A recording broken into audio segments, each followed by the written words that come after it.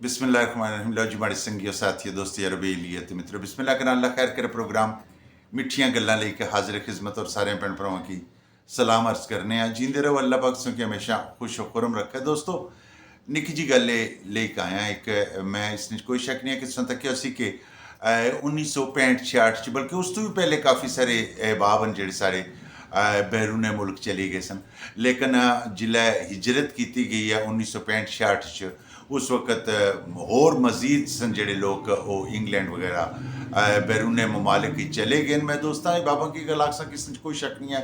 वो उत्थे जाइयै मेहनतां ते मशक्कतां करने रहे अपने खानदान की खातर, अपने भैन भरावां की खातर, अपने दोस्तां की खातर, अपने रिश्तेदारां की खातर सारा कुछ सिलसिला करने रहे। और फिर क्या होया कि उन्हें बेशुमार पैसा जिहड़ा सी ओह इत्थे पाकिस्तान च आज़ाद कश्मीर च भेजिया होया।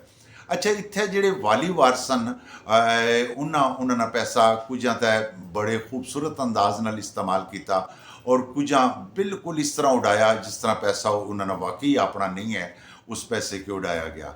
फिर उन्हें ये भी एक सिलसिला किया कि उन्हें आख्या जी कि साड़ियाँ जायदादां जिहड़ियां हर एक इंसान की एक ख्वाहिश होनी है कि हमारी कोई ना कोई जायदाद जिहड़ा कोई ना कोई कुल्ली है जिहड़ी वो बनती रहे और उसकी बनाने की खातर उन्हें पैसे इधर टोरने रहे। लोग इधर मकान वगैरह बनाए, कोठियाँ बनाइया, बेशुमार तुसां तक्किया उसी प्लाजे इत्थे बनते हैं।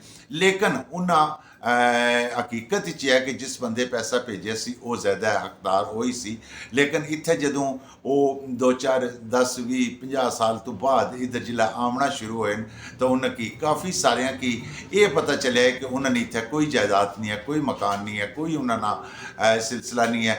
वो बेचारे सच्ची गल है कि बड़े परेशान हाल हुई क्या तो फिर वापस लगे जाने। मैं सिर्फ इतनी गल आखना चाहना कि एक गल हमेशा दोस्तों याद रखो कि बिल्कुल तुसां भी मेहनत करने हो, ऐसी बात नहीं है, लेकिन वलैतियन जेड़े खास करके यकीन करी कि ज़ैदैन जेड़े वो इस गल ने मुस्तहिकन कि उनकी दस्त शफकत रखा जाए। और दोस्तां बाबा की गल आखसां कि काफ़ी सारे ऐसे भी हैं जेड़े माशाअल्लाह इसलिए खुशहाल ने, लेकिन काफ़ी सारे ऐसे भी हैं जेड़े सिर्फ और सिर्फ रिजक की खातर उत्थे बैठे रहन, कमाने रहन और इन्ना अपने रिश्तेदारों के भेजने रहन।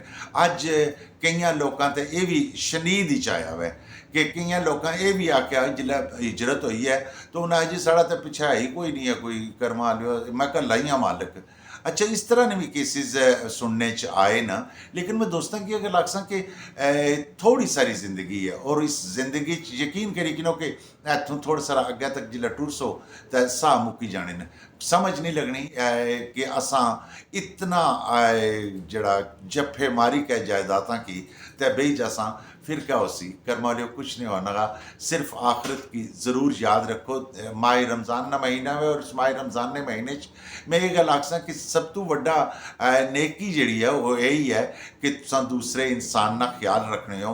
सिर्फ ये सिलसिला नहीं है कि तुसां तक्किया सी कि बेशुमार कुर्बानी सी जिहड़ी ना वो अजकल इतनी ज़्यादा कुर्बानी में कोई नहीं होनी पई। अच्छा क्या है ऐ जी वलैतिया पैसे को नहीं भेजने पे और कर्मा लियो वलैतिया ने मगर कियां लगे हुए अपने बसात ने मुताबिक माह रमज़ान च भी जेड़े जेड़े दिहाड़े आने उन्होंने दिहाड़ियां च अपनी बसात ने मुताबिक जड़ा वै वो बिल्कुल सदका खैरात भी कड्डो, इसमें कोई शक नहीं है। माड़े दोस्त अहबाब उन्होंने वलैतियां ना जरूर ख्याल रखसन जिन्ना बड़िया मशक्कतां बड़िया मेहनत करके यकीन करी कि पैसा इत्थे भेजा सी अज वो पैसा उन्हें नहीं लभना। ये गल मिगी कियां याद आई है, कल मैं एक वीडियो तकना सा पिया तो उस वीडियो च एक बंदा बिलबिला के ये गल आखना सी पिया, रोना सी पिया कि माड़िया भरावां माड़े कोल सारा कुछ खोई गिंदा। कोशिश तो करो कि असां एक दूसरे वास्ते मिसाल बना, असां एक दूए दियां चीज़ां खावाना। अल्लाह पाक से कि हमेशा खुश खुरम रखा है। लाले फारूक की प्रोग्राम मिठियां गल्लां च दियो इजाजतां जीने ने फिर एक नवे मौजू नाल मिलाटियां होसन, गप्पां लगसन।